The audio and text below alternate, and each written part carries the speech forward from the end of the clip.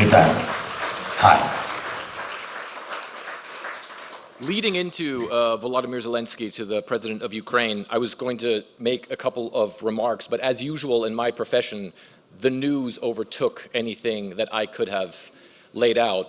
This morning, once again, as we got together here, the city of Odessa, the port town in Ukraine, was hit by a sustained Russian missile attack, hitting critical infrastructure, wounding several people. Of course, the same place where the Greek prime minister only about a month ago escaped, a massive missile attack that very easily could have killed him and his entourage as he was meeting our keynote speaker today, His Excellency President Volodymyr Zelensky of Ukraine. Mr. President, Delphi is listening, the world is listening, the floor is yours. Thank you very much.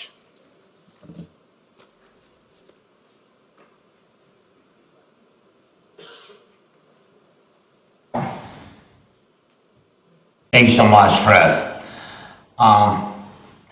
Madam President of Greece, dear President of the Forum, and all the participants, thank you all for your attention to Ukraine.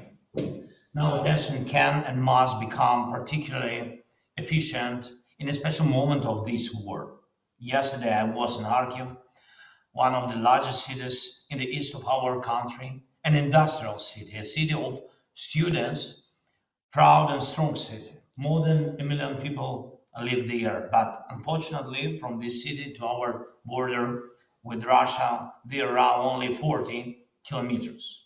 And such a short distance allows Putin to terrorize the city with glaring brutality. Since the very first days of this war, Kharkiv has been hit with Russian rockets. Almost 1/4 of the city is burned. Just imagine every night and every day there is a constant threat that Russian rocket will reach the city in a few minutes and will hit one of its buildings, residential building or university, a school or an enterprise. Later, Russian terrorists began to use Shaheeds, Iranian drones that allow them to intensify significantly cruelty against our people. And now Russia began hitting Kharkiv with aerial bombs. These are special guided bombs that destroy everything in the hundreds of meters around. Putin is now betting a lot on these bombs, on the opportunity to reduce everything to the ruins and then advance to the empty place, a place which had a normal life before Russian war. It is the last effective Putin's bet in this war. His bet is on terror. He thinks that he will turn the situation to his favor with these bombs that ruin any buildings. He thinks that these bombs will be enough and that their trajectories will eventually destroy our energetics, throwing Ukraine into blackout. He thinks that his ability to produce and buy artillery from his accomplices will allow him to advance at the front line while Western friends of Ukraine delay the deliveries. Putin has nothing but this terror. But Ukraine has shown that Russia has no jets and no rockets that Ukraine would not be able to shoot down. We have shown that even without our own fleet in the Black Sea, we can win this sea battle and renew the normal traffic of the ships by lifting Russian blockade of our ports. We have proved that when we give no pauses to Russia, we can liberate our land. Just a week ago, Kharkiv was in effect in the darkness because Russian terrorists destroyed all energy generating facilities in the city. A city with more than 1 million of inhabitants, without electricity, mobile connection, even without normal water supply. And now we managed to ensure the supply of energy, and the city is becoming bright and strong again. And we can defend normal alive, even 40 kilometers from Russia. But for that, we need proper tools. And the world has them. Paying attention to this fact now can change everything exactly as needed. Ukraine does not ask too much. We need air defense systems and fighter aircraft that can protect our cities from Russian terror. Few dozens of systems and a sufficient number of modern jets. And there will be no problem of Russian jets and bombs. We need artillery to move the front line away and restore normal life in the territories occupied by Russia. And we need justice. Justice, such pressure on Russia that will not allow Putin to increase his military potential, growing sanctions against Russia, confiscating Putin's assets, and zero toleration to Russian disinformation. It is all absolutely realistic, and it depends only on the political will of our partners. Putin can fill with his aggression only the deficit of world's decisions, deficit that takes too long. It is possible to win this war, but deficits do not advance victory. And I want to thank now everyone who understands that time during this war means life. It is a possibility to save many lives when you do not hesitate with decisions. And I'm grateful to everyone who really helps. I'm thankful to everyone who now visits Ukraine and who sees what is at stake. Madam President of Greece, Mr. Prime Minister of Greece have been to Ukraine and have seen themselves what Russian terror brings and how our people overcome it, how Bucha is being restored, how Odessa lives live despite Russian strikes, how every our community tries to keep the normality of life. And we have to see all together our victory again against Russian terror. Putin must lose his bet. Thank you so much. Thank you for invitation, and thank you again for your attention. Slava Ukraini.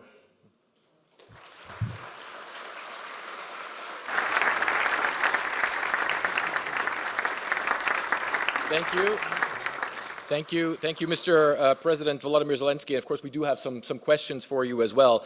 One of them is, you recently said, I think for the first time, that if Ukraine doesn't get military aid from the United States, there is a possibility that Ukraine could lose this war. What would losing the war mean for Ukraine, for cities in Ukraine, for the people in Ukraine, and for Europe and the world? Дякую за запитання. Thank you for the question. Я вдячний всім нашим героїчним I'm військовим. grateful to all our heroic military men who are defending our state and to all our people who are working on the economy to live. But doing this on our own is difficult to face the challenges alone. Challenges that were brought by the unprovoked Russian war against Ukraine. And what it is to defend your own state and to act as a shield against Russia's occupation. For this, we need the Allied help.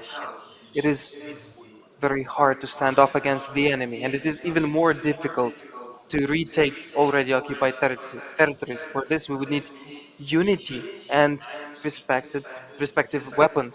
And shall there be no unity if the leaders think on how to circumvent sanctions, on how to finally involve Russia to economic projects that were frozen because of this war, because those projects were started before this war? If all this happens, we will lose unity. If we lose unity, we will lose strength that you add up to Ukrainian military men. This aid. Without the unity, all this is impossible. Without the unity, we will lose territories. Without fundamental military aid, Ukraine will move backwards. And what means to lose the war? That is people, first and foremost people. When somebody says territories are not the most important thing, but who lives on the territories? There are houses there, people there who live there. Losing the territories, you lose first and foremost people and their normal life. And that means that step by step, heavens forbid, moving backwards step by step, you will lose the whole state. Therefore, when somebody says about the frozen conflicts and agreements with Putin to freeze this somewhere in the middle of Ukraine, that is just just an imagination of somebody who does not fully understand Putin, because Putin does not the Putin is putting it bluntly in his appeals that there is no Ukraine, no Ukrainian people. We are imagined people, imagined community, and this says only one thing, that he wants to eliminate us fully. Thank you, Mr. President. Another question that I think does need to be asked, considering where we are in the war right now, with Ukraine being pushed back at the moment, is whether or not Vladimir Putin hasn't actually outmaneuvered so far both Ukraine and the West. Right now, Vladimir Putin is mobilizing tens of thousands, hundreds of thousands of people. Ukraine is slower to mobilize, producing a lot of weapons on the Russian side. The Western weapons production still not very quick and taking a long time. What needs to change there?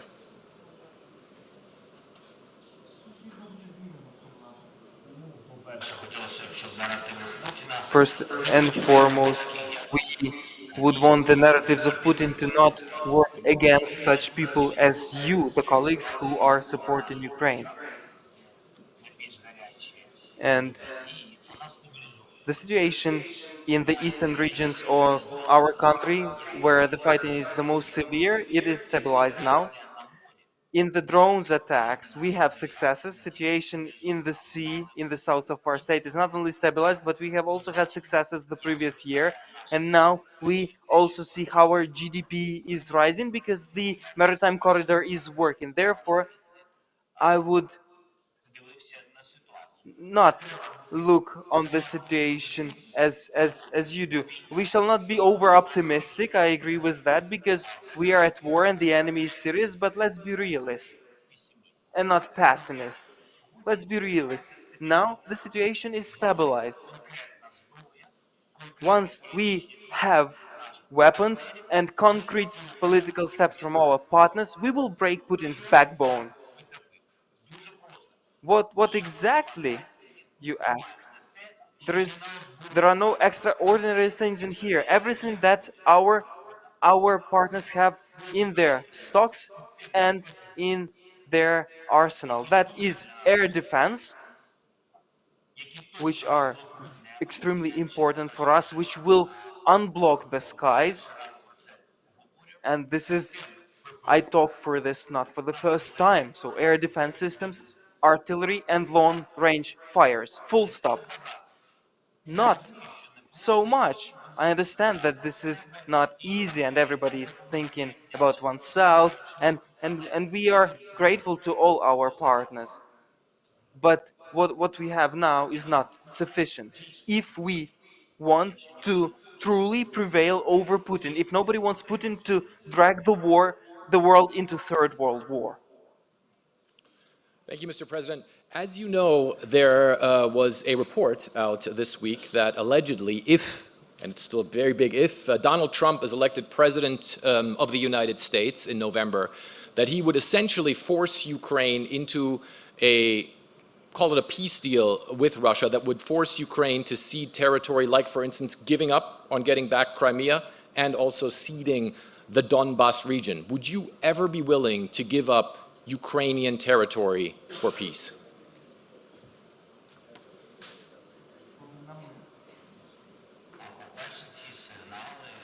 First and foremost, those signals were on certain media platforms. I haven't heard that directly from Trump. His ideas in detail, I did not have an opportunity to discuss them with him and to discuss his ideas on how to end the war. If I have such opportunity, I will, with pleasure, listen to them, and then we can discuss the topic. Thank you very much. We obviously have here some of Europe's As regards top... the second part of your question, believe that there is a diplomatic path which we have suggested to the world. In the near future, we will have the date of the first inaugural Peaceful Summit. I am sure that it will be a positive summit. I am sure that there will be leaders of this world. We will suggest the steps that we see. We will be ready to listen to how our partners see the end of this war. After the first inaugural summit, we will develop an action plan, and afterwards we will have a detailed plan how to end the war on the table in case the world truly wants to end this war. He will make Russia implement it. Thank you very much, Mr. President. We obviously have some of the top decision makers in Europe right here in the room right now. What is your message to them as far as dealing with Russia? Do you think that Europe has fully understand the threat from Russia if Ukraine loses? And what is your message to this forum, to Europe, and to the world when it comes to combating Russian aggression against Ukraine and against Europe?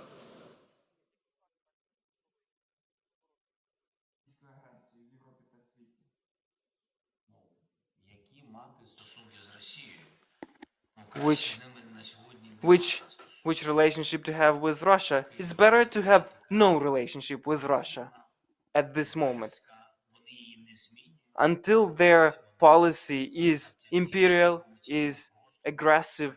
They do not change it. They, in contrary, work in the information space with their population on this, and they radicalize their population more and more.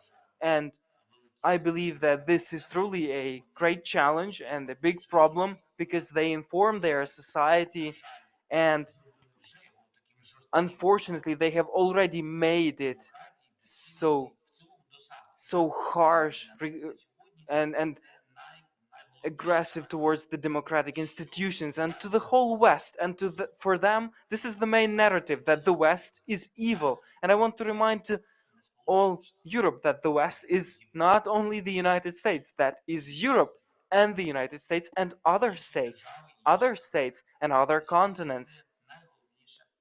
As of now, that is the biggest issue, that they hate everything that is beyond their borders.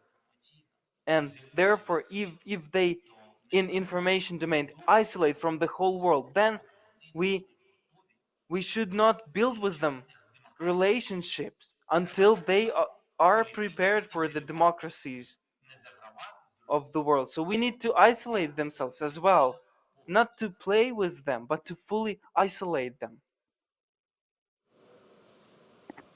Thank you, sir. And the final question that I have, which I think is actually really one of the key ones, is you've gotten a lot of weapons from the West, but you've also gotten a lot of restrictions from Western countries as well. For instance, not using long-distance weapons against targets in Russia. For instance, not getting Taurus long-distance cruise missiles from the Germans, no F-16 so far from the United States. Do you feel that some of the allies that you have are somewhat holding Ukraine back and might even be afraid of too much Ukrainian success against a nuclear armed power like Russia?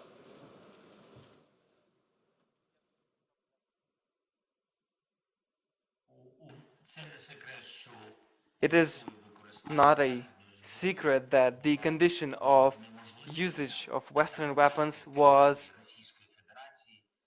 the inability to attack Russian targets in Russian territory. And I'd like to underscore once again that no Western weapons was used to attack in such way, and we did not even retaliate with strikes with such weapons on territory of Russia. That is true. Everything that Ukraine uses after Russia's aggression, all that is being produced exclusively once again I underscore, exclusively by Ukraine, and is used exclusively against military or energy targets. Against their civilian population, Ukraine does not even use our own weapons. President Volodymyr Zelensky, thank you very much from Delphi. You.